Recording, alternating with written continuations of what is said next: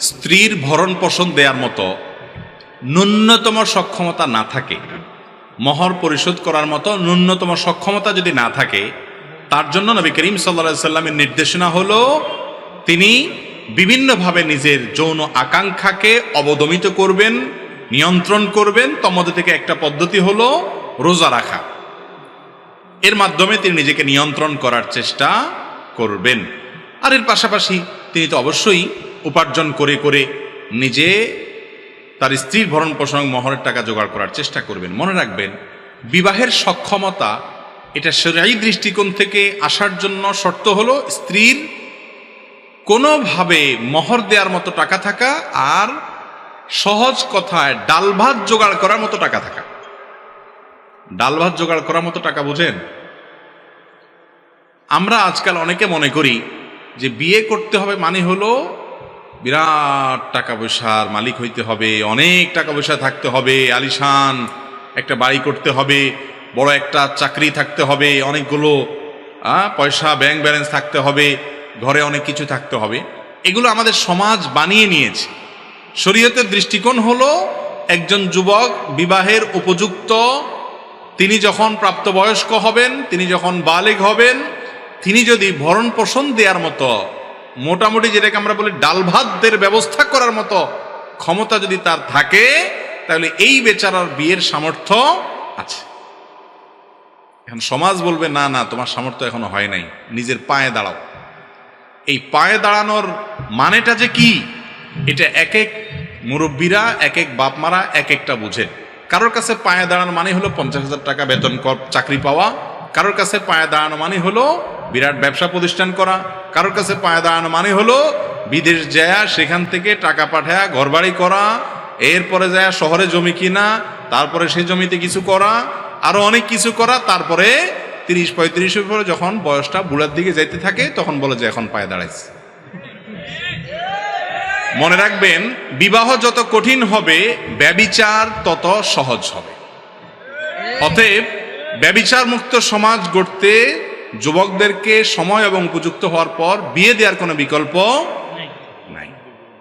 যে বাবা মা ন্যূনতম দায়িত্বশীল, ন্যূনতম তাদের মধ্যে দায়িত্ববোধ আছে, তারা তাদের সন্তানকে বিয়ের জন্য তথাকথিত পায়ে দাঁড়ানোর নাম দিয়া বুড়ো করে বিয়ে দিতে পারেন না। ভাইরা আমার, লেট ম্যারেজ বা দেরিতে বিয়ের যে ক্ষতি, এটা নিয়ে আধা ঘন্টা বক্তব্য দেওয়া যাবে। দেরিতে বিয়ের যে ক্ষতি, আমাদের মুরব্বীদের, বেশিরভাগ মুরব্বীদের খোঁজ খবর নেন। ডক্টর খন্দকার আব্দুল্লাহ জাহাঙ্গীর রহমাল্লাহ বলতেন, আমাদের চাচি, নানি, দাদি যারা সেই জেনারেশনের মানুষদের খোঁজ খবর নিয়ে দেখেন যে বিয়ে হয়েছে খুব অল্প বয়সে, এরপরে বাচ্চা কাচ্চা হয়েছে 8টা, 10টা, 12টা, দাঁত সবগুলাই আছে, একটাও পিলিং করা লাগে না, রুট ক্যানাল করা লাগে নাই, চোখে এখনো চশমা দেওয়া লাগে না, কোরআন তেলাওয়াত করতে পারে, আপনার মতো হয়তো খাবার চোখেও দেখে নেই, কিন্তু এরপরেও তারা এখনো তাগড়া, সুস্থ, অনেক সময় যুবকদের চাইতেও বেশি আছে। ঠিক না ভাই? ঠিক। তাহলে যুবকদের বিয়েকে বিলম্ব করা, এটা সমাজের জন্য ফাসাদ ছাড়া আর কিছু না। নবী করিম সাল্লাল্লাহু আলাইহি ওয়াসাল্লামের কথাটা আমার কথা না। তিনি বলেছেন, তোমাদের সন্তানরা বিয়ের উপযুক্ত হলে তাদেরকে দ্রুত ভালো কোনো উপযুক্ত পাত্রপাত্রী পেলে দ্রুত বিয়ে দাও, যদি না দাও তাহলে জমিনে, এই দুনিয়াতে, এই সমাজে ফাসাদ সৃষ্টি হবে, সে ফাসাদ কন্ট্রোল তোমরা করতে পারবে না। আপনারা পশ্চিমা দুনিয়ার দিকে তাকায় দেখেন কি পরিমাণ যৌন হ্যারাসমেন্টের শিকার হয় মেয়েরা, কি পরিমাণ, এবং আরো কত ফাসাদ আছে সমাজে। এই ফাসাদগুলো থেকে মুক্তির মূল মন্ত্রই হলো মানুষকে পুত পবিত্রতার পথে আহ্বান করা, পর্দা পশিদার, চোখের পর্দা এবং অন্যান্য পর্দার সবগুলো বিধানকে আমাদের সমাজে প্রয়োগ করা, ইমপ্লিমেন্ট করা, ব্যক্তির মধ্যে আনা, এবং যুবকদেরকে, মেয়েদেরকে উপযুক্ত হলে বিয়ে দিতে বিলম্ব না করা। আপনার সন্তান সে যদি বিপদগামী হয়, আমি অনেক মুরব্বীদেরকে বলি, বাবারে, আপনাদের আমলে গুনাহ থেকে বাঁচা অনেক ইজি ছিল, পরিবেশ এত খারাপ ছিল না। এখন পরিবেশ এত খারাপ যে ইয়াংরা তাদের নিজেদেরকে রক্ষা করা অলমোস্ট অসম্ভবের মতো কঠিন হয়ে গেছে। সোশ্যাল মিডিয়া হোক, অনলাইনে অফলাইন হোক, এই আল্লাহর বান্দাদের চোখের জেনা থেকে বাঁচানোটা তাদেরকে কঠিন হয়ে গেছে। এই টাইমটাতে তাদেরকে বাঁচানোর জন্য আপনাদের আন্তরিকতা প্রয়োজন, বিচক্ষণতা প্রয়োজন, দূরদর্শিতা প্রয়োজন। আর যুবকরা বসে বসে ঠিক ঠিক না বলে চাকরি বাকরি খোঁজেন, কাজ কাম করেন, এটাও ঠিক। মাহফিল এমন একটা জায়গা আছে, এটাও ঠিক ওইটাও ঠিক, সবই ঠিক। আল্লাহ তাআলা আমাদেরকে আমল করার তৌফিক দান করুন। এরপরে প্রশ্ন হলো, আলজেরিয়ায় মায়ের সেবা না করার কারণে 3 ভাই একসঙ্গে তাদের স্ত্রীকে তালাক দিয়েছে,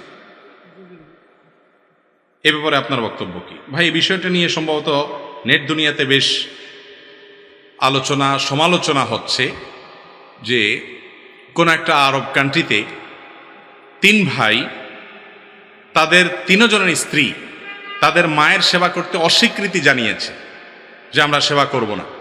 সেই জন্য তারা 3 ভাই মিলে একই সঙ্গে 3 স্ত্রীকে তালাক দিয়ে দিয়েছে, এবং এর কারণে গোটা দুনিয়াতে আলোচনা হচ্ছে। কেউ প্রশংসা করছেন, কেউ সমালোচনা করছেন। আসলে কি বিষয়টা প্রশংসা করার মতো নাকি সমালোচনা করার মতো? আরে ভাই, আমি তো শুনতে চাইনি আপনাদের কাছ থেকে। যাই হোক, আপনারা যত দ্রুত কিছু মানুষ প্রশংসা বলে ফেলছেন, আবার কিছু মানুষের সাথে সমালোচনা করে বলবেন, এটা আমাদের একটা সমস্যা। এটা হলো আজকালকার সাধারণ মানুষের আমাদের কি একটা সমস্যা, আমরা যে কোনো বিষয়ে মন্তব্য করতে দেরি করি না। আরে ভাই, সেই আলজেরিয়ার ঘটনা বা যে দেশেরই হোক ঘটনা, সেখানকার ঘটনা কি ঘটেছে, এই 3 মহিলা তারা সেবা করতে অস্বীকৃতি জানিয়েছে, শুধু কথা এটুকু না, তাদের আচার আচরণ কি তারা করেছে না করেছে, আর তাদের দোষ কতটুকু, এই ভাইয়েরা কতটুকু সেটাকে নিয়েছে, এখানে কি ভাইদের বাড়াবাড়ি সীমা লঙ্ঘন নাকি তাদের কোনো ত্রুটি, মূল বিষয় কি সেটা পরিপূর্ণভাবে না জেনে এই ঘটনার উপরে মন্তব্য করা, তাদের কার ভুল কার ত্রুটি এটা বের করা, এটা অত্যন্ত কঠিন একটা কাজ। ফেসবুক আর সোশ্যাল মিডিয়ার এই যুগে আজকাল কোনো কিছু পাইলেই হইল, একটা মন্তব্য না দিলে কি আর হয়? আমরা একটা মন্তব্য দিয়ে দিই, ঠিক না ঠিক? আহা, যদি এই মন্তব্যের ওজন বুঝতাম। আমি এই ঘটনার কথা বলছি না, যে কোনো ইস্যুতে মন্তব্য করাটা আমাদের সবচাইতে সহজ কাজ হয়ে গেছে আজকাল। অথচ তাহসাবুনাহু হাইয়িনা ওয়া হুয়া ইনদাল্লাহি আযীম, বিশেষ করে কোনো মানুষের উপরে অভিযোগ আরোপ করার বিষয় যখন আসবে, এই বিষয়টাকে তোমরা খুব হালকা মনে করো, অথচ এটা আল্লাহর কাছে অনেক বড় বিষয়। যাই হোক, এখানে মূল ঘটনা কি ঘটেছে আমি জানি না, অতএব পুরো ঘটনা না জেনে মন্তব্য করতে পারবো না। বেশিরভাগ ক্ষেত্রে আমরা ঘটনা না জেনে মন্তব্য করি। একটা এক্সাম্পল দেই, আমাদের দেশে কোনো রোড অ্যাক্সিডেন্ট হলে, যেই কোনো রোড অ্যাক্সিডেন্ট, সেটা বাস চাপা হোক অথবা ছোট কোনো প্রাইভেট গাড়ি চাপা হোক, রোড অ্যাক্সিডেন্ট হলে বিশেষ করে গাড়ি চাপা যদি কোনো মানুষ মারা যায়, পথচারী মারা গেলেন, কথার কথা, গায়ের নিচে পড়ে কোনো মানুষ মারা গেছে বা মারা যায় না, আহত হয়েছে, এই গাড়িতে যদি কোনো মানুষ চাপা পড়ে, আমাদের দেশের মানুষ এই ঘটনার পর যত মানুষ দেখে জানে শুনে সবাই চোখ বন্ধ করে একটা কমেন্ট করে দেয়, মন্তব্য করে দেয়, সেটা কি? ড্রাইভারের দোষ, ঠিক না ঠিক? অথচ আমার ব্যক্তিগত অবজারভেশন যে এই জাতীয় ঘটনায় ড্রাইভারের দোষ থাকে, এটা ঠিক। বেশিরভাগ ঘটনায় পথচারীদের দোষ থাকে। একটা গাড়ি, ওই বেচারা ব্রেক দিতে তার সময় লাগে, অনেক সময় হুট করে দৌড় দিলেন, ব্রেক দিয়ে কুলাইলো না, তখনও দোষ আপনি ড্রাইভারের দিয়ে দিলেন। আমরা জেনে না জেনে, বুঝে না, হ্যাঁ এটা ঠিক যে ড্রাইভারদের দোষ হয়, হিউজ অনেক পরিমাণ দোষ হয়, কিন্তু গাড়ির নিচে চাপা পড়লেই চোখ বন্ধ করে ড্রাইভারের দোষ দেওয়া, ড্রাইভারের ধরে উত্তম মধ্যম দেওয়া, এটা তো আমাদের একটা সিস্টেমে পরিণত হয়ে গেছে, ঠিক না ঠিক? ভাইরা আমার, এরকম অনেক ক্ষেত্রে আমরা মন্তব্য না জেনে করে থাকি। যাই হোক, যেটা বলছিলাম, মায়ের খেদমত করে না স্ত্রী, মায়ের সেবা করে না, অর্থাৎ স্ত্রী তার শাশুড়ির সেবা করে না, শ্বশুরের সেবা করে না, এই অজুহাতে স্বামী তার স্ত্রীকে তালাক দিবে কিনা, অথবা মা বাপ যদি নির্দেশ করে বউকে তালাক দিয়ে দাও, দিবে কিনা? এর উত্তর হলো, প্রথমত স্ত্রীর উপরে শরীয়তের পক্ষ থেকে সরাসরি শ্বশুর শাশুড়ির খেদমত করা আবশ্যক বা ফরজ ওয়াজিব না হলেও, মানবিক এবং নানা দিক থেকে স্বামীর প্রতি আনুগত্যের জায়গা থেকে, স্বামীর প্রতি ভালোবাসার জায়গা থেকে তার বাবা মার সাধ্য অনুযায়ী সেবা করা উচিত। আর কিছু না হোক, বড়কে সম্মান করা, বড়কে সেবা করা, এটা ইসলামের নির্দেশ কি নির্দেশ না? সেখানে কোনো নারী, তার স্বামী যখন ওই নারীর সংসারের উন্নতির জন্য, তার ছেলে মেয়ে, তার ভবিষ্যৎ সার্বিক কল্যাণের জন্য বাহিরে দৌড়াদৌড়ি করেন, পরিশ্রম করেন, ব্যস্ত থাকেন, তার অগোচরে অনুপস্থিতিতে তার মা বাবার সেবা করা, দেখভাল করা, এটা অবশ্যই ওই নারীর নৈতিক দায়িত্ব। শরীয়ত ফরজ ওয়াজিব না করলে কি হবে, এটা তার উত্তম আখলাক এবং মুসলমানি আখলাকের শামিল যে তিনি এটা করার চেষ্টা সাধ্য অনুযায়ী করবেন। তাই বলে তাকে কাজের মেয়ে বানিয়ে তাকে দিয়ে প্রয়োজন হোক বা না হোক সমস্ত কাজ করাবেন, জুলুম করবেন এবং তার উপরে কাজ চাপিয়ে দিবেন, চুলেতে নুন খসলে তালাক দেওয়ার কথা বলবেন, এটা কোনো মুসলমানের জন্য, পুরুষের জন্য জায়েজ। আবার সে যেরকম আপনার বাপ মার সেবা করছে, আপনারও কর্তব্য আপনার শ্বশুর শাশুড়ি অর্থাৎ স্ত্রীর বাপ মা তাদের সাধ্য অনুযায়ী সেবা করা, খেদমত করা, তাদের সাথে মহব্বতের সম্পর্ক রাখা, স্ত্রীকে তার বাপ মার সেবা করার সুযোগ দেওয়া। মনে রাখবেন, মৌলিকভাবে আপনি পুরুষ, আপনার বাপ মার সেবার দায়িত্ব আপনার বাবার সেবা করার দায়িত্ব, আর আপনার স্ত্রীরও তো কি আছে, বাপ মা। আল্লাহ কোরআনে বলেছেন ওয়াবিল ওয়ালিদাইনি ইহসানা, মা বাবার প্রতি সৎ ব্যবহার করবে। এটা কি শুধু পুরুষদের জন্য না মহিলাদের জন্য? আল্লাহ তো পুরুষদের জন্য আলাদা করে বলেন নাই। তাহলে বোঝা গেল আপনি আপনার বাপ মার সেবা করার জন্য আপনার কর্তব্য, আপনার স্ত্রী তারও তার বাপ মার সেবা করা তার কর্তব্যের অংশ। বিধায় তাকে সেই সুযোগও দিতে হবে মাঝে মধ্যে, যে যেন তিনি তাদের সেবা করতে পারেন, তাদের মহব্বত করতে পারেন, খোঁজ খবর নিতে পারেন, তাদের মহব্বত জাহির করতে পারেন। এই চেষ্টা উভয় পক্ষ থেকে থাকা উচিত। কিন্তু তাই বলে সামান্য চুন থেকে নুন খসলেই তালাক দেয়। বিশেষ করে আমাদের দেশে বিয়েই করে অনেকে বাপ মার খেদমতের জন্য, আছে না নাই? অনেক বাপ মা বিয়ে করায় বাচ্চাকে, ছেলেকে কিসের জন্য? ছেলেকে বিয়ে করায় বাপ মার খেদমতের জন্য। এটা ভুল। মেয়ে স্ত্রী তিনি কোনো কাজের মহিলা না যে খেদমতের জন্যই তিনি আসছেন। হ্যাঁ, তিনি আসার পরে অবশ্যই খেদমত করার তার মানসিকতা থাকতে হবে, উচিত। তিনি ভালো মুসলমান হতে হলে, আখলাকি মুসলমান হতে হলে, বড়কে যে সম্মান করে না নবী সাল্লাল্লাহু আলাইহি ওয়াসাল্লাম সে আমার উম্মত না তিনি বলেছেন, তাহলে অবশ্যই তিনি শাশুড়িকে সম্মান করবেন, খেদমত করার চেষ্টা করবেন। মুশকিল হলো তালি তো এক হাতে বাজে না। শ্বশুর শাশুড়ি অনেক সময় জুলুম করে, স্ত্রীরা অনেক সময় ত্রুটি করেন। এক্ষেত্রে সব পক্ষ থেকে ছাড় এবং আন্তরিকতা দরকার আছে। মা বাপ যদি নির্দেশ করে আপনি আপনার স্ত্রীকে তালাক দিতে পারেন কিনা, উত্তর হলো যদি মা বাপ নির্দেশ করেন অন্যায়ভাবে স্ত্রীকে তালাক দেওয়ার, তাহলে মা বাবা সে নির্দেশ মানা আবশ্যক না। কারণ লা তাআতা লিমাখলুকিন ফি মাসিয়াতিল খালিক, আল্লাহর সীমানা লঙ্ঘন করে, নির্দেশ লঙ্ঘন করে কারো নির্দেশ মানা আবশ্যক না, এমনকি মা বাপেরটাও না। আপনার স্ত্রী যদি কোনো দোষ না থাকে তাহলে বেচারিকে তালাক দিলে তার উপরে জুলুম হবে কি হবে না? এই জুলুমের নির্দেশ যদি আপনার বাপ মা করতে বলে তাহলে সেটা আপনার শোনা আবশ্যক। আপনি বলবেন ইব্রাহিম আলাইহিস সালাম নির্দেশ করেছেন, ওমর রাদিয়াল্লাহু আনহু নির্দেশ করেছেন। এর উত্তর হলো ইব্রাহিম আলাইহিস সালাম আল্লাহর নবী ছিলেন, ওমর রাদিয়াল্লাহু আনহু নবী করিম সাল্লাল্লাহু আলাইহি ওয়াসাল্লামের খলিফা ছিলেন। তিনি পরিস্থিতি পর্যবেক্ষণ করে যে নির্দেশ দিয়েছেন সেটা তার সন্তানের জন্য উপযোগী। আজও যদি কোনো বাপ মা যৌক্তিক এবং প্রয়োজনীয় নির্দেশ সন্তানকে দেন তাহলে সেক্ষেত্রে সেই নির্দেশ আপনি মানবেন, কিন্তু আপনি কোনো যৌক্তিক গ্রাউন্ড দেখছেন না, শুধুমাত্র মা বাপের ব্যক্তিগত অপছন্দের কারণে স্ত্রীকে তালাক দিতে বলে। অনেক সময় মেয়ে পছন্দ হয় না, বাস তাহলে বলে তালাক দিয়ে দাও। মা বাপ ডিস্টার্ব করে ছেলেকে, আছে না নেই? তো এইরকম ভাবে ডিস্টার্ব দিয়ে বা সন্তানকে চাপ দিয়ে স্ত্রীকে তালাক দেওয়ানো ওই মুরব্বীদের জন্য নাজায়েজ কাজ, আর ছেলেও সেটা শোনা কি হবে, নাজায়েজ কাজ হবে। কথা কি বুঝতে পারছি? অতএব এই আলজারিয়ার ঘটনা যারা সমালোচনা করছেন, যারা প্রশংসা করছেন, আমি মনে করি তাদের বেশিরভাগ লোকই ভুলের মধ্যে আছেন এই জায়গাটাতে, যে একটা সংক্ষিপ্ত ঘটনা কি ঘটেছে না ঘটেছে একেবারে কাছাকাছি না গিয়ে অথবা পুরো ঘটনার বিবরণ না জেনে মন্তব্য করা কঠিন। তবে হ্যাঁ, এইটুকু আমরা মৌলিকভাবে করে বলতে পারি, মা বাবার সেবা করা ছেলেদেরটা ছেলেদের উপরে, মেয়েদেরটা মেয়েদের উপরে আবশ্যক। আর শ্বশুর শাশুড়িটা করাটা হলো নৈতিক দায়িত্ব, করা উচিত, ঈমান এবং আখলাকের দাবি, মুসলমানের চরিত্রের দাবি। কিন্তু না করলে তার জন্য শরীয়তের পক্ষ থেকে কোনো পানিশমেন্ট নাই, কিন্তু বেয়াদবি যেন না করে তাদের কষ্টের জন্য কারণ না হয়। তবে ভালো মুসলমান হওয়ার জন্য এই খেদমত করার বিকল্প নাই। অতএব সেই চেষ্টা করতে হবে। এটার কারণে সামান্য চুল থেকে নুন খসলেই আপনার স্বামী তার স্ত্রীকে তালাক দাও, এটা তার জন্য কি না জায়েজ।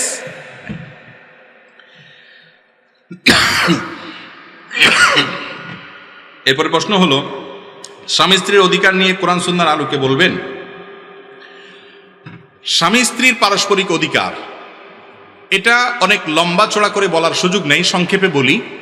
একজন স্বামী, তার উপর তার স্ত্রীর অধিকার এবং পাওনা হলো তার সাথে সুন্দরভাবে দিনাতিপাত করবেন, তার সাথে ছোট লোকের মতো আচরণ করবেন না, তার সাথে গালমন্দ দিবেন না, তার সাথে ব্যবহার খারাপ করবেন না। আল্লাহ কোরআনে বলেছেন ওয়াশিরুহুন্না বিল মারুফ, তোমরা তোমাদের স্ত্রীদের সাথে সুন্দরভাবে, যথাযথভাবে, ভালোভাবে বসবাস করো, খারাপভাবে বসবাস করিও না। এজন্য স্ত্রীর প্রথম পাওনা হলো তার সাথে কিভাবে বসবাস করতে হবে, সুন্দরভাবে সংসার করতে হবে, বসবাস করতে হবে। 2 নম্বর, তার জৈবিক চাহিদা পূরণ করতে হবে সাধ্য সামর্থ্য অনুপাতে। নাম্বার 3, তার ভরণ পোষণের ব্যবস্থা করতে হবে। নাম্বার 4, তাকে দ্বীনের উপরে চলতে সহায়তা করবেন, কোনো বাধা দিতে পারবেন না। নাম্বার 5, তাকে তার স্বাধীনতা যতটুকু আছে, আপনি তাকে ভরণ পোষণ দিলেন, বাসায় থাকার ব্যবস্থা করলেন যাতে স্বাধীনভাবে চলাফেরা করতে পারেন, সেই সুযোগ দিবেন। আর অনেকগুলো অধিকার তার আছে। ঠিক একইভাবে স্ত্রীর কাছেও স্বামীর পাওনা আছে, অধিকার আছে। সে অধিকারগুলো কি? স্বামীর আদেশ নিষেধগুলো যৌক্তিক হলে, অযৌক্তিক না হলে, অন্যায় কোনো নির্দেশ না হলে সেটাকে মেনে চলতে হবে। বিশেষ করে স্বামীর চরিত্রের হেফাজতের জন্য নির্দেশ দিলে সেটা মানা আবশ্যক, অনেক বেশি গুরুত্বপূর্ণ। সেটাকে ডিনাই করার সুযোগ তার নেই যতক্ষণ পর্যন্ত স্বামীর চরিত্র রক্ষার প্রশ্ন হবে।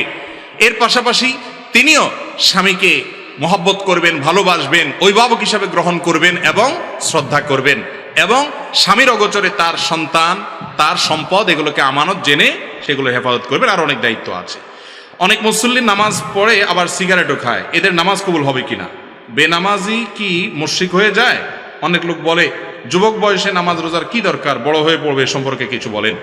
ভাই, যুবক বয়সে নামাজ রোজার কি দরকার, বড় হয়ে পড়বেন। আপনি যে বড় হওয়ার সুযোগ পাবেন তার আগে আপনার মৃত্যু আসবে না, তার গ্যারান্টি কি কারোর কাছে আছে? আর আল্লাহ তাআলা কি নামাজটা কি বৃদ্ধদের জন্য বা বৃদ্ধ বয়সে পড়ার জন্য করেছেন, না সব সময়ের জন্য? প্রাপ্তবয়স্ক হওয়ার পর থেকে ওয়াবুদ রাব্বাকা হাত্তা ইয়াতিয়াকাল ইয়াকিন, মৃত্যু আসার আগ পর্যন্ত ইবাদত করাটা আবশ্যক। অতএব এটা শয়তানের ধোঁকা, এটা কোনো অবস্থাতে জায়েজ নাই। নামাজ প্রাপ্তবয়স্ক হওয়ার পর থেকে ফরজ করা হয়েছে। আল্লাহ তাআলা আমাদের সবাইকে আমলের তৌফিক দান করুন। আর বেনামাজি এই ব্যক্তি কি অমুসলমান কিনা, এটা নিয়ে অনেক ওলামাদের মত হলো সে অমুসলমান হয়ে যায়। আমরা অনেকে এটা জানি না। অনেক ইমামদের মতে ইচ্ছাকৃত নামাজ ত্যাগ করলে সে মুসলমান থাকে না। নবী করিম সাল্লাল্লাহু আলাইহি ওয়াসাল্লাম বলেছেন, বাইনার রাজুলি ওয়াশ শিরকি ওয়াল কুফরি তারকুস সালাহ। একজন ব্যক্তির মাঝে শিরক এবং কুফরের পার্থক্য আর ব্যবধান হলো নামাজ ত্যাগ। নামাজ ত্যাগ করলে ওমর রাদিয়াল্লাহু বলেছেন, লা হাজ্জা ফিল ইসলাম লিমান তারাকাস সালাহ, যে ব্যক্তি নামাজ ত্যাগ করে ইসলামে তার কোনো হিস্সা বা অংশ নাই। এত ডেঞ্জারাস বিষয়। যদিও ইমাম আবু হানিফা রাহিমাহুল্লাহ সহ অনেক ইমামদের মত হলো নামাজ যদি কেউ ত্যাগ করে আর তার মধ্যে অপরাধ বোধ থাকে যে হারি আমি তো খারাপ কাজ করতেছি, নামাজ পড়া উচিত, তাহলে এই ব্যক্তির নামাজ হয়ে যাবে, এই ব্যক্তির ঈমান থাকবে। আর যদি তার মধ্যে নামাজের ব্যাপারে অবহেলা থাকে এইভাবে যে সে মনে করে নামাজ পড়লে কি হবে না হবে, নাউজুবিল্লাহ, এরকম মনে করলে ওই ব্যক্তি ইসলামে থাকবে না। আল্লাহ আমাদেরকে নিয়মিত নামাজ আদায় করার তৌফিক দান করুন। এরপর প্রশ্ন হলো, আমি একজন স্ত্রী, আমার অজান্তে আমার স্বামী আমাকে তালাক দেয়। আমার পরিবারও আমার স্বামীর পরিবার উভয় পক্ষ জানতো বিষয়টা, কিন্তু আমি স্ত্রী জানতাম না। এখন এইটা কি তালাক হয়ে গেছে? যদি হয়ে থাকে তাহলে আমি কিভাবে আবার তার স্ত্রী বলে দাবি করতে পারবো? প্রথম কথা হলো, দেখেন, তালাকের মাসআলা এই ধরনের প্রশ্নোত্তরের সংক্ষিপ্ত সেশনে জানার চেষ্টা করবেন না। তালাকের মাসআলা জানার জন্য এলাকায় দক্ষ কোনো আলেম, মুফতি, মাদ্রাসা, যেখানে ফতোয়া বিভাগ আছে, এরকম কোনো জায়গায় গিয়ে লিখিতভাবে বিস্তারিত জানিয়ে তারপরে তালাকের মাসআলা নেবেন। কারণ তালাকের মাসআলা অনেক ফাঁক ফোকর থাকে। আপনাকে যিনি উত্তর দিবেন তিনি অনেক প্রশ্ন করবেন, কোয়েরি করবেন এবং পাল্টা প্রশ্ন করবেন, তারপর আপনার উত্তর সেখান থেকে বের হবে। আমরা শুধু মৌলিকভাবে একটা মূলনীতি বলে রাখি, তালাক যদি কোনো স্বামী দেয়, তালাক যদি হওয়ার মতো হয় দেয়, তাহলে সেক্ষেত্রে স্ত্রী যদি নাও জানে তারপরও তালাক হয়ে যায়। এখন কথা হলো, স্ত্রীকে স্বামী তালাক দেওয়ার পর আবার স্বামী হিসাবে ওই স্ত্রী ওই পুরুষকে গ্রহণ করার সুযোগ আছে কিনা? উত্তর হলো, তালাকটা যদি এমন তালাক দেয় যে তালাকটা প্রত্যাহার যোগ্য তালাক, যেটাকে ফিকহ কিতাবের ভাষায় তালাকে রাজিঈ বলা হয়, তাহলে সেক্ষেত্রে আবার তারা স্বামী স্ত্রী হিসাবে ঘর করতে পারে। আমি সব জায়গায় এই কথাটা বলার চেষ্টা করি, যারা বিবাহ করেছেন তারাও মনোযোগ দিয়ে শুনেন, যারা বিবাহ করবেন ভবিষ্যতে এখনো করেন নাই তারাও মনোযোগ দিয়ে শুনেন। আল্লাহর ওয়াস্তে স্বামী স্ত্রী যত মনোমালিন্য হোক, যত গন্ডগোল হোক, যত ঝগড়াঝাটি হোক, যত আপনাদের মধ্যে অমিল হোক, বোঝাপড়ার গরমিল হোক, আল্লাহর ওয়াস্তে মাথা গরম করে তালাক দিবেন না। তালাক এমন একটা ডেঞ্জারাস অস্ত্র, এমন একটা ভয়াবহ অস্ত্র, ছুরি এবং চাকুর চাইতে পিস্তলের চাইতে ডেঞ্জারাস। কিরকম? আপনি একজনকে তার শরীরে ছুরি ঢুকাই দিলেন, তার বুকে ঢুকানোর পরে লোকটা মারা গেলেন। এখন আপনি জিহ্বা কামড়ায় বলতেছেন, ও সরি, আমি আসলে বুঝতে পারিনি। এতে কি লোকটা জীবিত হবে? ঠিক একইভাবে আপনার স্ত্রীকে রাগের মধ্যে মাথা গরম করে আপনি তালাক দিয়ে দিলেন। আপনাকে অনেকে ফতোয়া দিবে, আলেম ওলামারা না, অনেক লোক ফতোয়া দেয় যারা আলেম তো না, অনেক সময় মুসলমানও কিনা সন্দেহ। তারা ফতোয়া দেয় রাগের মাথায় তালাক দিলে কি হয় না, তালাক হয় না। আমি বলি তালাক কি কেউ মহব্বত করতে করতে দেয়? ভালোবাসার চোটে স্ত্রীকে ডাইকে এনে তালাক দিয়ে দেয়? আরে ভাই তালাক দেয়ই তো কিসে? কিন্তু তাই বলে রাগ হলেই তালাক দিবেন না। রাগ হলে যে ঠিক আছে তার সাথে আর ঘর আর করার কোনো সুযোগ নাই, এরকম যদি হয় তাহলে বিবেচনা করবেন, আলেমদের সাথে পরামর্শ করবেন, গণ্যমান্য মুরব্বীদের সাথে পরামর্শ করবেন, বিচক্ষণ ঠান্ডা মাথার মানুষদের সাথে বুদ্ধি নেবেন। আরেক হটমেজাজের কাছে যাবেন না। এরপর ধীরে ধীরে দুজন চারজনের বুদ্ধি নেবেন, দক্ষ একজন আলেমের কাছে যাবেন। তারপরেও যদি তালাক দেওয়ার ডিসিশন নিতে হয়, একজন আলেমকে বলুন হুজুর কিভাবে তালাক দিলে সুন্নত সম্মত তালাক হবে সেইভাবে দিবেন। যদি দেন তাহলে আবার কোনো কালে যদি দুজন একত্র হতে চান সুযোগ থাকে। আমার ব্যক্তিগত অবজারভেশন হলো বেশিরভাগ, আমার মনে হয় 90%-এর বেশি হবে মানুষ তালাক হওয়ার পর একটা সময় এসে বলে হুজুর আবার একটু মিলে যেতে চাই, আবার একসাথে ঘর করতে চাই, কিন্তু এমনভাবে তালাক দেয় আর ফিরে আসার সুযোগ থাকে না। এই জন্য ভাইরা আমার, তালাকটা দেওয়ার আগে একজন দক্ষ আলেমের সাথে পরামর্শ দিবেন। রাগ হয়ে গেল আর দিয়ে দিলেন তা না। বেশি ভেজাল হচ্ছে, স্ত্রী বেশি জ্বালাতন করতেছে, আপনার মেজাজ একটু ঠান্ডা করা দরকার, পারলে একটু হালকা একটা ধাক্কা টাক্কা দেন। বুঝতে পারছেন কথা? তাও আল্লাহর রাস্তায় তালাক দিয়েন না, তালাক দিয়েন না। এটা খুব বড় ধরনের ছোট লোকই। কথায় কথায় বউরে কি দেওয়া। কিছু ছোট লোক আমাদের সমাজে আছে না নাই? কিছু বন্ধু আছে ছোট লোক বন্ধু, এদের মার্কা কি জানেন? কথায় কথা কাট্টি, কথায় কথা কি কাট্টি। এরকম বেহায়া কিছু দোস্ত আছে, কিছু হইতে না হইতেই কাট্টি। আরে ভাই কত কিছু হবে একসাথে থাকতে গেলে, তাই বলে কথায় কথা কাট্টি তুমি। তো বন্ধুর সাথে কথা কথা কাটতে দিলে তো কিছু আসে যায় না ভাই, কিন্তু স্ত্রীর সাথে কথা কথা তালাক দেওয়া এটা হলো বড় ধরনের ছোট লোক, খুব বড় ধরনের ছোট লোক। এটা করবেন না আল্লাহর রাস্তায়, ঠান্ডা মাথায় ডিসিশন নেবেন, এরকম করবেন না। তো যাই হোক, যদি তালাক কোনো স্বামী তার স্ত্রীকে দিয়ে দেয়, স্ত্রী যদি নাও জানে তারপরেও সে তালাক পতিত হয়ে যাবে, এটা হলো মূল কথা। এখন যদি প্রত্যাহারযোগ্য তালাক দিয়ে থাকে, স্ত্রী আবার সে স্বামীর ঘর করতে পারে, প্রত্যাহার করার সুযোগ আছে। এরপরে প্রশ্ন হলো, একজন অপরজনের জায়গা দখল করেছে, একজন লোক জেনা করেছে, এসব বলা কি গীবত? দয়া করে গীবত সম্পর্কে একটু বলুন। কোন লোক আরেকজনের জায়গা দখল করছে, কোন লোক জেনা করছে, কোন লোক দুর্নীতি করছে, কোন লোক চুরি করছে, কোন লোক মিথ্যা কথা বলছে, এই কথাটা যদি তার পেছনে আপনি অন্যদের কাছে বলেন, এটা গীবত। এটা কি গীবত? আমরা অনেকে মনে করি গীবত মানে হলো কারোর মধ্যে কোনো দোষ নাই সেটা বলাটা, এটা ভুল। গীবত মানে হলো কারোর দোষ আছে সেটা তার পিছনে বললেই সেটা কি গীবত। আর এই গীবতটা সাধারণত হারাম। এটা জায়েজ হবে তখন, ধরেন কথার কথা, একজন মানুষ সে অন্যের জমি আত্মসাৎ করছে, আপনি অন্য কোনো মানুষকে সাবধান করতেছেন যে এই লোকটার ব্যাপারে সাবধান, তোমার জমি তো তার পাশে আছে, দেখিও সে আবার আত্মসাৎ করে কিনা, সে তো এরকম অন্যের আইল ঠেলার অভ্যাস আছে, আত্মসাৎ করার অভ্যাস আছে, আপনি তাকে সাবধান করার নিয়ত বলছেন, তাহলে ঠিক আছে, এটা জায়েজ আছে। কথা কি বুঝাতে পারছি? একজনে একজনের টাকা হলাত দিতে যাচ্ছে, আপনি জানেন এই লোক একবার টাকা হলাত নিতে পারলে আর দেয় না, আপনি তাকে বললেন যে ভাই সাবধান, টাকা হলাত দেওয়ার আগে এই লোকের কিন্তু নেচার ভালো না, লেনদেন ভালো না। এই যে তার বদনামি করলেন, এই বদনামি করাটা জায়েজ আছে, কারণ এটা আরেকজনের উপকার করার জন্য বলছেন। আর আপনি চা দোকানে বসে বসে দরকারে বেদরকারে অমুক ঘুষ খাইছে, অমুক চুরি করছে, অমুক ডাকাতি করছে, ঠিক আছে সে খারাপ কাজ করছে বুঝলাম, কিন্তু এটা চা দোকানে বসে বসে বললে কোনো লাভ হবে? এটা হলো গীবত এবং এটা নাজায়েজ কাজ। এটা খুব মজার একটা কাজ। এটা এখন আমাদের কাছে ঘি ভাত। গীবতটা এখন আমাদের কাছে কি ভাই? ঘি ভাত। ঘি ভাত যেরকম টেস্টি খাবার, আমাদের কাছে গীবতটা এরকম। দেখেন আপনি অন্য কোনো আলোচনা এত জমে না। অন্য কাউকে নিয়ে যদি চরিত্র হনন করা যায়, দু চারজন মিলে রসিয়ে রসিয়ে গল্প করা যায়, তাহলে খুব টেস্ট লাগে। খেয়াল করেন নাই? এই টেস্টটা ইবলিস সৃষ্টি করে। আল্লাহ তাআলা আমাদেরকে বাঁচার তৌফিক দান করুন। চা দোকানের মনে মনে বসে বাবারা আল্লাহর রাস্তায় আকাম কুকামগুলা করবেন না, এগুলো ডেঞ্জারাস জিনিস, সামাজিক সম্প্রীতি নষ্ট করে। বুঝলাম একটা লোক খারাপ, তো তার বিরুদ্ধে এখানে বললে কি লাভ হবে? কোনো লাভ হবে না। পারলে ওই লোকটাকে বলেন। আবার অনেকে বলে কি তার সামনেও বলতে পারবো। ভাই বলতে পারলে তার সামনেই বলো, পিছনে বলা, মানুষের প্রশংসাটা পেছনে করতে হবে আর দোষটা সামনে বলতে হবে। আমরা উল্টা করি, দোষটা পেছনে বলি আর পামপট্টি সব সামনে দিই। ঠিক না ভাই? ঠিক। পামপট্টি সামনে দিলে লাভ, কারণ তার কাছে ভালো সাজা যাবে। আর পিছনে বদনামি করলে আরেকজনের কাছে ভালো তার সাজা যাবে। এটা হলো 2 নম্বর মানুষ। এটা হলো কয় নম্বর মানুষ ভাই? সামনে দোষটা বলে, ভাই তোমার এই দোষটা আছে, তুমি এটা ঠিক করো ভাই, রাগ করিও না। আর পেছনে প্রশংসা করা যে লোকটার এই দোষ থাকলে কি হয়েছে, মাশাআল্লাহ আরো অনেক এমুক অমুক গুণ আছে। এটা হলো 1 নম্বর মানুষ। এই 1 নম্বর মানুষ সমাজে বেশি না 2 নম্বর মানুষ বেশি? আল্লাহ আমাকে আপনাকে 1 নম্বর মানুষ হওয়ার তৌফিক দান করুন। আরেকজন বলে সমাজে 1 নম্বর মানুষগুলো বেশি। ওয়াজ মাহফিলের জায়গাটা এমন একটা জায়গা, যা মুখ দিয়ে আসি তা বলে দিই আমরা।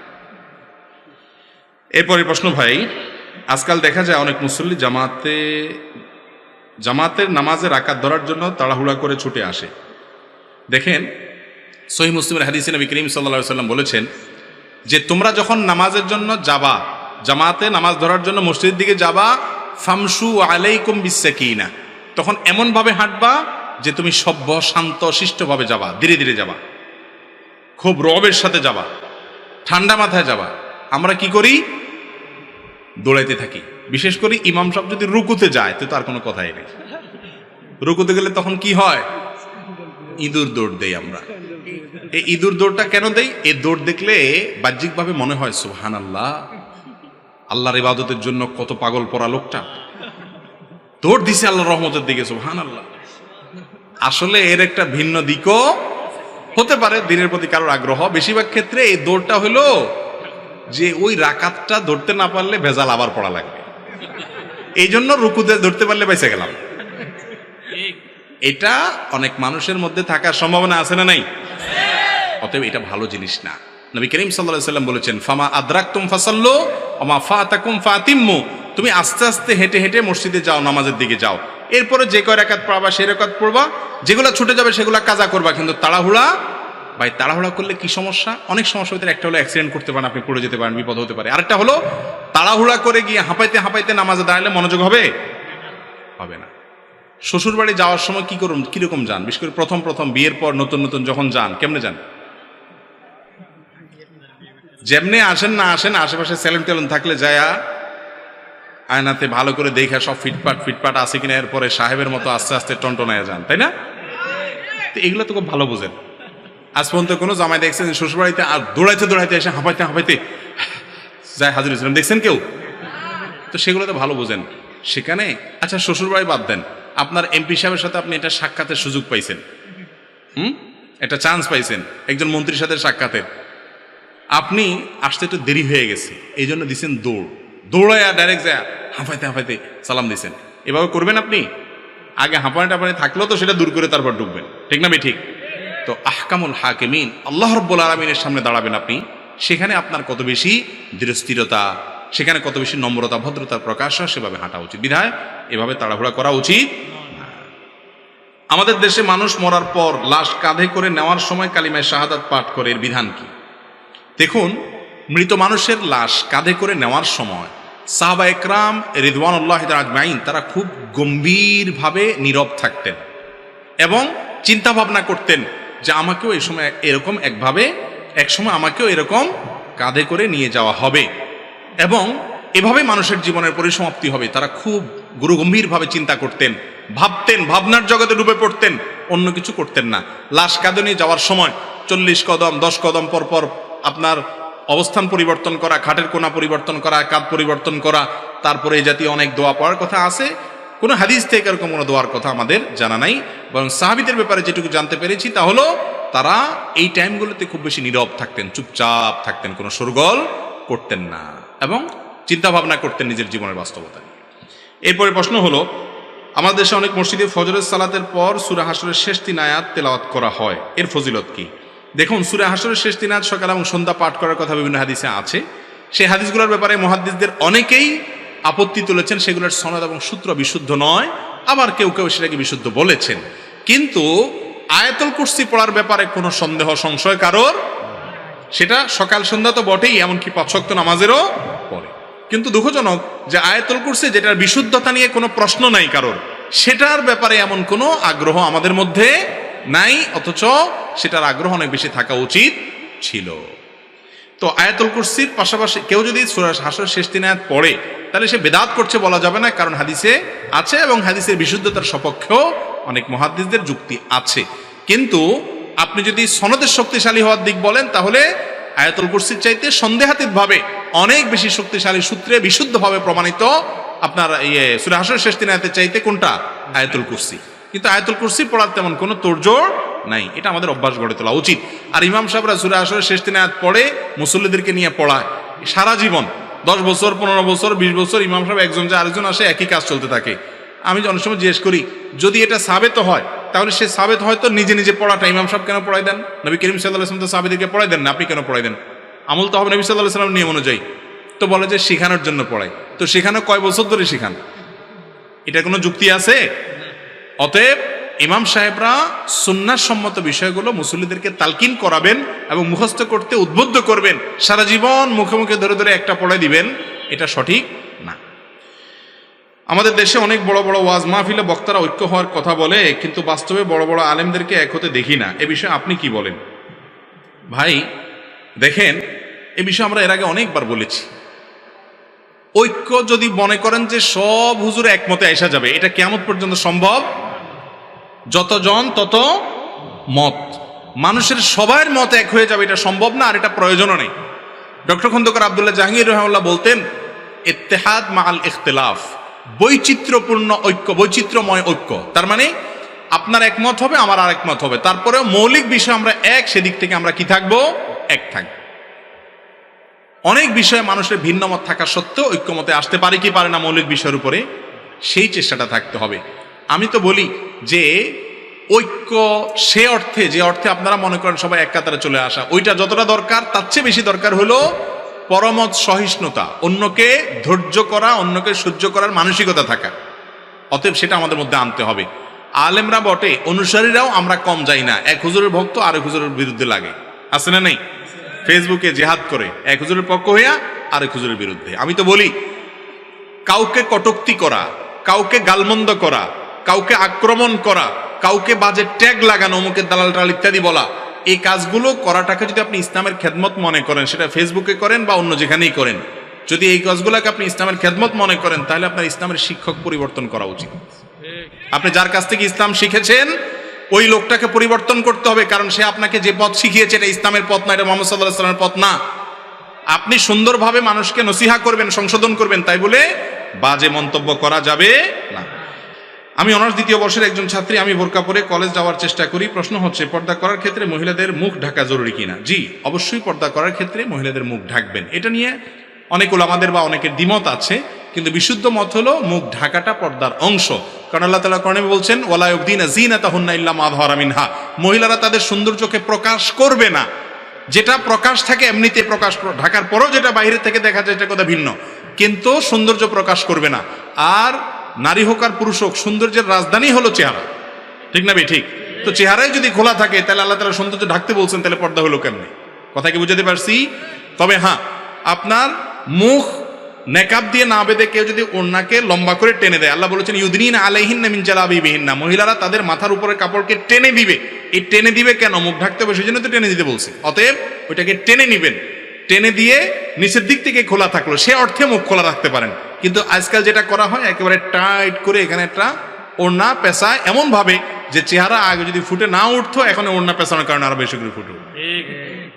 এরকম কিছু টেডি ওড়না আছে না নাই? এই টেডি পর্দা কিন্তু শরীয়তের পর্দা না। আল্লাহ আমাদের ভাই বোনদেরকে, মা বোনদেরকে সবাইকে বোঝার তৌফিক দান করুন। যে সমস্ত পুরুষরা তাদের মা বোনকে পর্দা ছাড়া বাইরে নেন, অন্য পুরুষরা তাদেরকে দেখে কি চিন্তা করে?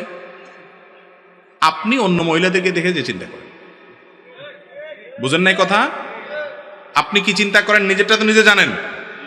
এবার বুঝেন আপনার বউ, আপনার মেয়ে, আপনার বোন, আপনার মা বাইরে গেলে মানুষ কি চিন্তা করে। এরপর আপনার বিবেককে জিজ্ঞাসা করেন যে তাদেরকে বেপর্দা চলতে দেয়া আপনার রুচির কত নিচু তার প্রমাণ করে, ঠিক না? ঠিক।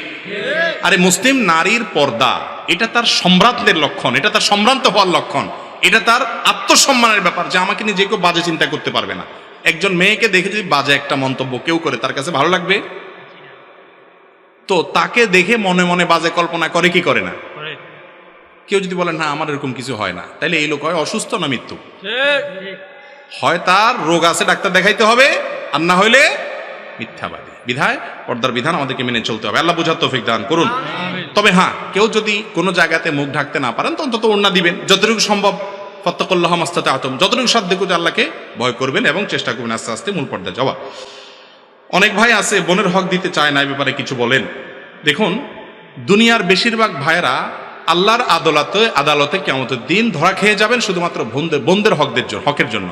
অনেক আলেম ওলামা আছেন, ইমাম সাহেব হুজুরও আছেন, বা অন্য মানুষ তো বটেই, অনেক গাজী সাহেবও আছেন, এই জায়গায় এসে ধরা খেয়ে যায়, বোনদের হক দেয় না। ভাইরা আমার, বোনদের হক দেওয়াটা কি সুন্নত না ফরজ? আপনার বাবা মারা গেছেন, সম্পদে তাদের হক আছে না নাই?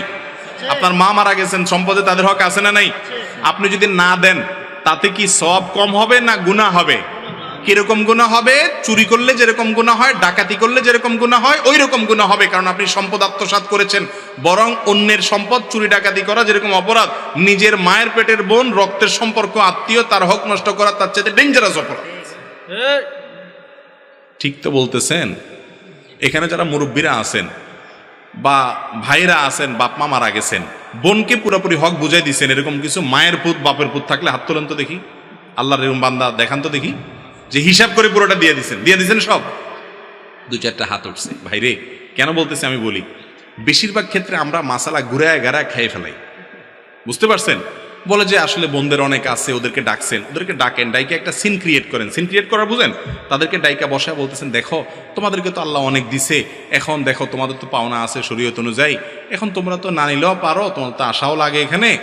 এসব ওয়াজ নসিহত করে এমন একটা পরিবেশ সৃষ্টি করেন, ওই বেচারি মেয়ে নেওয়ার কথা মুখ দিয়ে নিতে পারে না, কয় না থাক, তাহলে থাক। আপনি মনে করেন মাশাআল্লাহ হালাল হয়ে গেছে, আলহামদুলিল্লাহ। খবরদার, এগুলো সব হারাম, জায়েজ নাই। মেয়েরা চায় না, লজ্জায় পড়ে, শরমে পড়ে যে বাপের বিড়ে আবার আশা লাগবে। আপনি ভাই যদি মানুষ হয়ে থাকেন, মুসলমান হয়ে থাকেন, তারে বুঝাই দিবেন, কোনো কাহিনী নেই। এরপরে বোন হিসাবে সারা জীবনই আপনার বাড়িতে আসার তার অধিকার আছে, সেটা করতে হবে। আল্লাহ আমাদের বোঝার তৌফিক দান করুন। আমাদের দেশে মদের বৈধতা দেওয়া হচ্ছে, এ ব্যাপারে কিছু বলুন।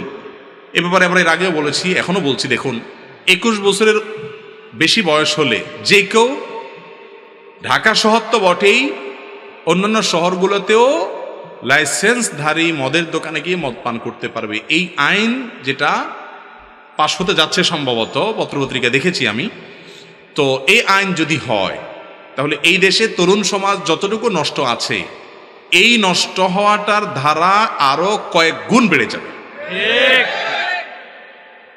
দেখুন, এমনি তারুণ্যের এই বয়সটাকে কন্ট্রোল করতে পারা কঠিন হয়। তরুণরা তাদের এই যৌবনের চরিত্রটাকে ধরে রাখাটা কি হয়? কঠিন হয়। সেখানে এই সমস্ত বিষয়গুলো তরুণদেরকে আরো নষ্ট করে দিবে। এই জন্য আমরা উদাত্ত আহ্বান জানাবো আইন প্রণয়নকারী ভাইদের প্রতি, বোনদের প্রতি, আল্লাহর ওয়াস্তে আল্লাহকে ভয় করুন। আমাদের সমাজটা এখনো ভালো আছে। অযথা অকারণে তরুণদেরকে মাদক নিয়ন্ত্রণের নামে মাদক ছড়িয়ে দিবেন না, বিষ হাতে তুলে দিবেন না। ঘরে ঘরে অশান্তি, জনে জনে অশান্তি, যুবকদের অনেকে নষ্ট হয়ে যাচ্ছে। অতএব এদেরকে আর বাকি নষ্ট হওয়ার পথ দেখাবেন না। আল্লাহর ওয়াস্তে এই জায়গা থেকে সরে আসেন। এই আইন এর সপক্ষে এদেশের মানুষের 90% মানুষ, আমি মনে করি, এই আইনের বিরুদ্ধে। ঠিক না? ঠিক। প্রত্যেকটা জেলা প্রত্যেকটা অঞ্চলে মদের বার খুলুক। আপনারা চান? কার প্রয়োজনে দরকার? জেলায় মদের বার কিসের প্রয়োজনে দরকার? মাদক নিয়ন্ত্রণ নয়, মাদক নির্মূল করতে হবে। মাদক সমাজকে সুস্থ স্বাভাবিক করে না অসুস্থ করে? কেন 21 বছর বয়স হলে তাকে মদের সুযোগ কেন দিতে হবে? এমনিতে তো নিয়ন্ত্রণ করা যাচ্ছে না।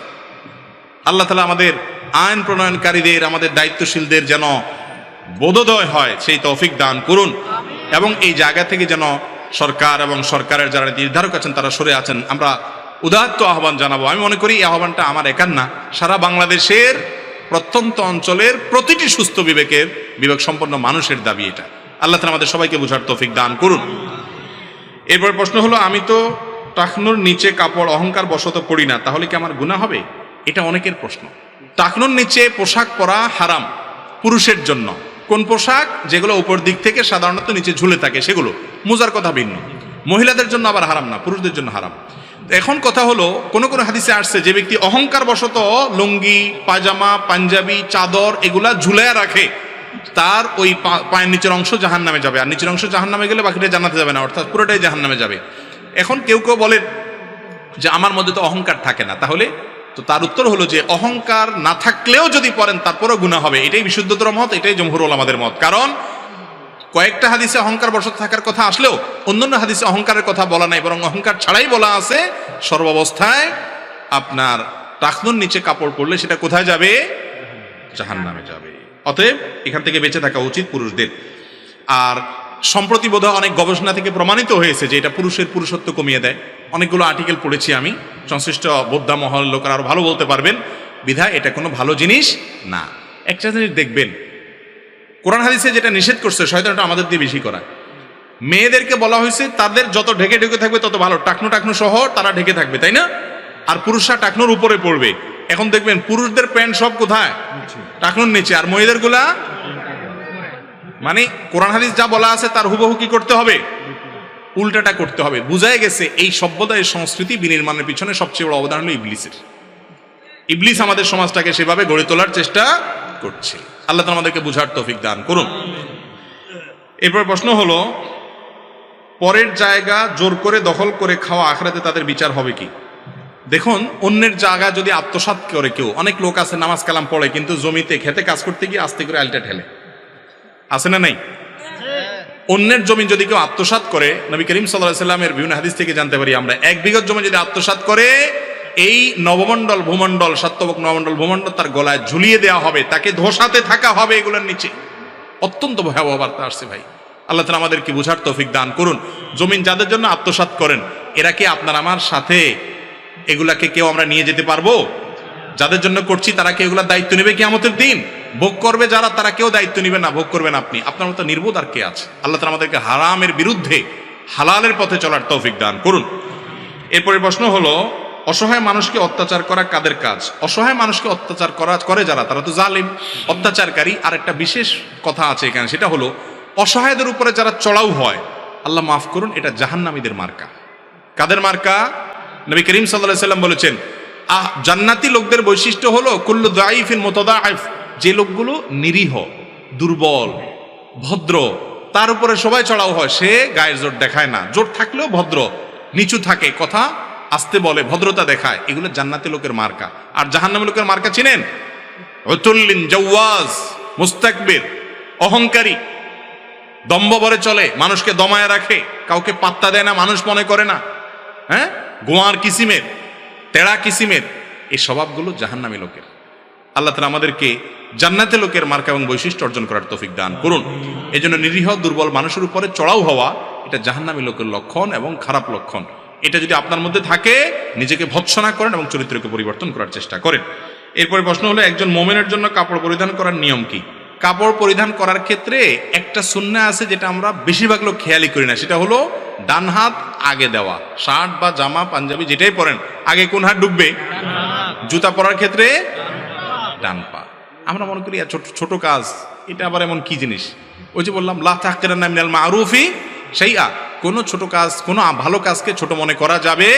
কিয়ামতের ময়দানে যখন দেখবেন একটা ছোট আমলের জন্য ধরা খায় গেছেন, তখন বুঝবেন এটার মূল্য কত বেশি। বিধায় জামা কাপড়ের সময়, পড়ার সময় এই সুন্নাহটা করবেন। আর হলো বিসমিল্লাহ বলবেন, বিসমিল্লাহ বলে ডান হাত দিয়ে শুরু করবেন। এবং আরেকটা দোয়াও আছে, হ্যাঁ, সে দোয়া পড়বেন। বিশেষ করে নতুন জামা পরার একটা দোয়া আছে, সাধারণ জামা পরার একটা দোয়া আছে, আলহামদুলিল্লাহিল্লাযী কাসানি হাদা মিন গায়রি হাওলিন মিন্নি ওয়ালা কুওয়া। আল্লাহর প্রশংসা করছি যিনি এই পোশাক আমাকে পরার তৌফিক দিয়েছেন, আমার কোনো সক্ষমতা ছাড়া, আমার কোনো নিজস্ব কোনো আপনার সামর্থ্য ছাড়াই আল্লাহ তাআলা আমাকে তৌফিক দিয়েছেন। সামর্থ্য ছাড়া বলতে আমি আমার যতই পাওয়ার থাকুক, আল্লাহ তৌফিকটা দিলে হতো না, আল্লাহ তৌফিক দিয়েছেন, সেজন্য আল্লাহ শুকরিয়া আদায় করা। আরো দোয়া আছে। এরপরে প্রশ্ন হলো, হিন্দু লোকের সাথে ব্যবসা করা যাবে কিনা? হিন্দু লোকের কাছ থেকে সাহায্য নেওয়া যাবে কিনা? দুইটার উত্তর হলো হ্যাঁ বাচক। অর্থাৎ হিন্দু লোকের সাথে ব্যবসাও করা যাবে, তার থেকে সাহায্য নেওয়াও যাবে, তাকে সাহায্য করাও যাবে।